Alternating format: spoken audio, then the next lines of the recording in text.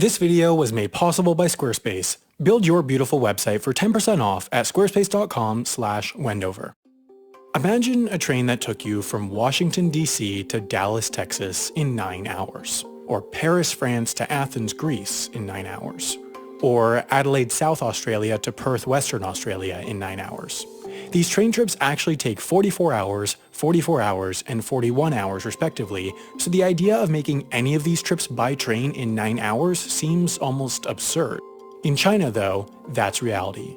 In September 2018, the country opened up a brand new high-speed rail route with direct trains from Hong Kong to Beijing.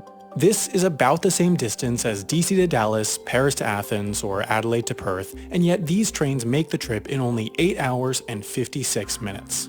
What makes this even more impressive is that 10 years ago, in 2008, at the time of the Beijing Olympics, China's high-speed rail network consisted of this. We'll have to zoom in because the extent of the network was one 19-mile-long maglev train from Shanghai Airport to the outskirts of Shanghai and a traditional high-speed rail line from Beijing to the coastal city of Tianjin. Today, 10 years later, that network has expanded into this. China has 8 times as much high-speed track as France, 10 times as much as Japan, 20 times as much as the UK, and 500 times as much as the US. In fact, China has as much high-speed rail track as the rest of the world combined.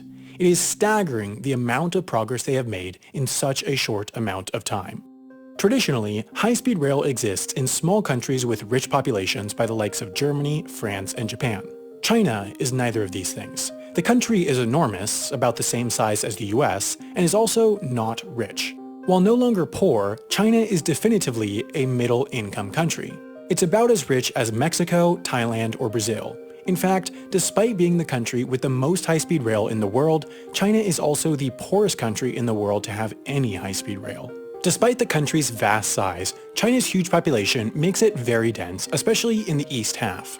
This means that China does have large cities close enough together where it makes sense to take the train rather than the plane. Trips like Guangzhou to Changsha, a distance of 350 miles, take an hour by plane or 2 hours and 20 minutes by train.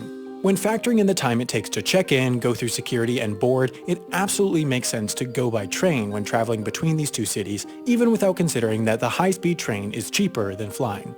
High-speed rail even makes sense in China on longer routes where it wouldn't in other countries. Beijing and Shanghai, for example, are about 650 miles apart. Normally, that would be too far for high-speed rail to make sense. Paris and Barcelona, for example, are 500 miles apart, closer than Beijing and Shanghai, but only 2 high-speed trains a day run between the two cities compared to about 20 flights. Between Beijing and Shanghai, on the other hand, about 50 flights run per day compared to 41 trains. Considering the trains carry far more people each, up to 1,200, trains are therefore the dominant means of transport between these two cities.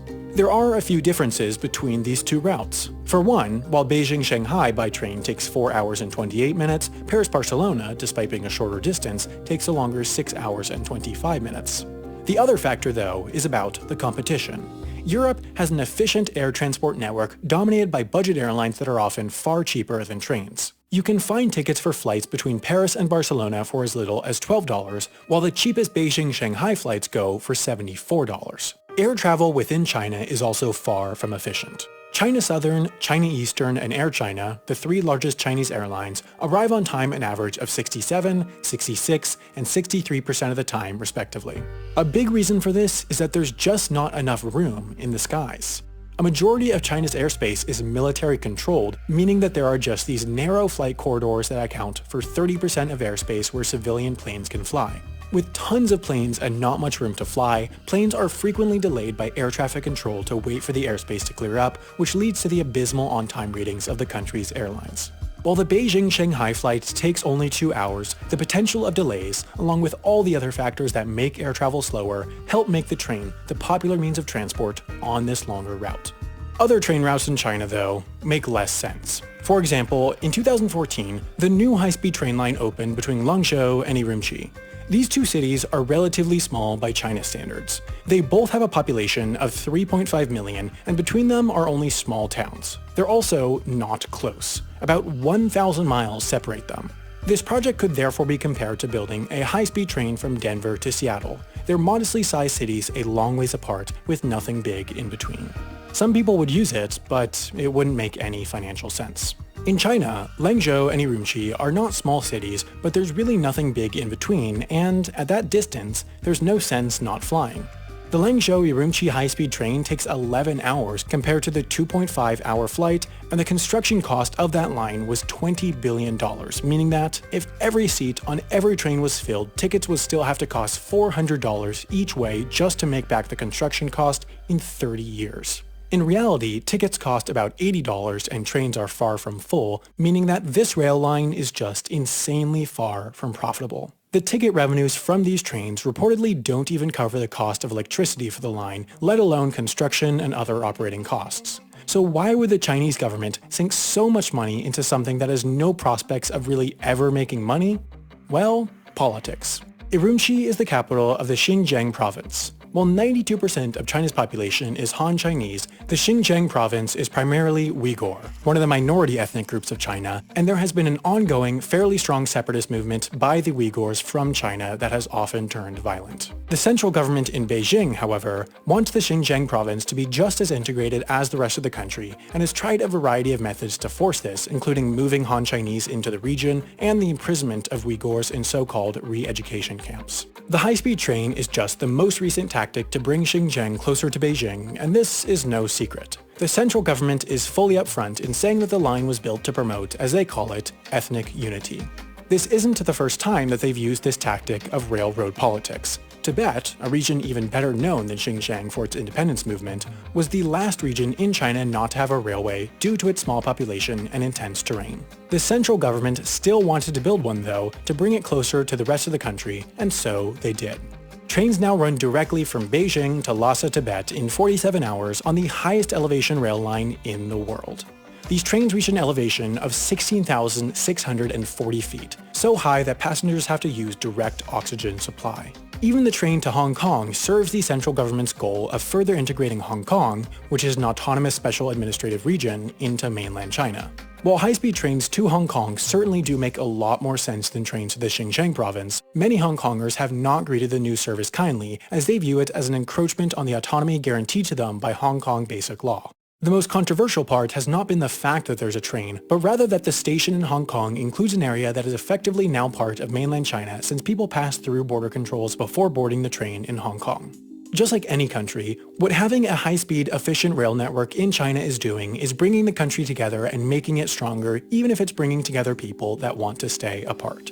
No matter their motives, it's clear that China is building their high-speed rail network more efficiently than any other country. To compare, this is the plan for California's high-speed rail line from San Francisco to the Los Angeles area. It's currently in very early phases of construction and is expected to open by 2029. Of course, that means that the time it will take for California's high-speed rail network to go from this to this is the same as the time it took China's high-speed rail network to go from this to this, but the main thing to look at is cost. This California network is expected to cost $77 billion and is 520 miles long, meaning that it will cost $148 million per mile to build.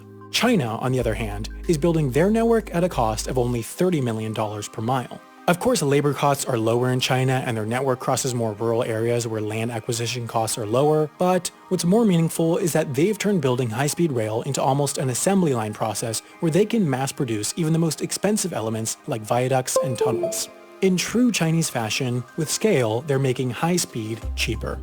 The big difference between China and a lot of the Western world, particularly countries like the US, Canada, Australia, New Zealand, and the UK, is that high-speed rail is at the top of the government's priorities. Unsurprisingly, given their government structure, in many ways, China has placed social benefit, at least by the definition of the central government, ahead of profitability when developing their high-speed rail network. High-speed rail lines just aren't as profitable as other means of transport like planes, but they are undoubtedly better for countries, so you have to consider the social benefit when looking at their overall profitability. For the San Francisco to LA high-speed rail route, for example, one study found that the social benefit derived from lower carbon emissions, higher worker productivity, and reduced casualties from fewer people on the road would be equivalent to about $440 million per year. As it turns out, this is almost the exact amount that the state will have to subsidize the line for it to break even. The China Railway Corporation, a state-owned enterprise, is actually slightly profitable, although it does have huge amounts of debts and is helped by government subsidies. The benefit to the Chinese people, though, is huge. The high-speed rail allows those who can't afford to live in the most expensive cities like Beijing, Shanghai, and Guangzhou to easily commute from cheaper suburbs by high-speed rail. Thanks to the high-speed rail, there are now 75 million people who can commute to Shanghai in under an hour. It is growing what are already some of the largest cities, and when it comes to cities, size is strength. These lines connecting the East's largest cities are some of the most profitable rail lines in the world, and they're making living and working in China easier, but the question is, when we look back decades from now, whether the high-speed trains to smaller cities will have made sense. Out of a desire to keep the lines going straight between the big cities, the stops for smaller cities are often out in the countryside dozens of miles away from the city core. The high-speed station for Hongyang, for example, a smaller city of only 1 million, is about a 45-minute drive east of the city center. The hope is that new development will spring up around the stations, but this network structure, even if it saves time on the train, wastes time before and after, which degrades the benefit of high-speed rail. In all, China is really the first country to have experimented with long-distance high-speed rail through less dense areas in its west. In the east, though, these trains are enlarging the country's economic power. It's just one of the many factors speeding up China's catch-up with the world's richest countries. Even though China is building these trains for less and innovating on the construction of high-speed rail, the real reason why China is so good at building railways is because they have the one thing that almost every other country lacks: the political will for high-speed trains. Whenever I'm looking to launch something new, one of the first things I think about is how to present it online. I think about domain names, emails, websites, and where I always go to do all that is Squarespace.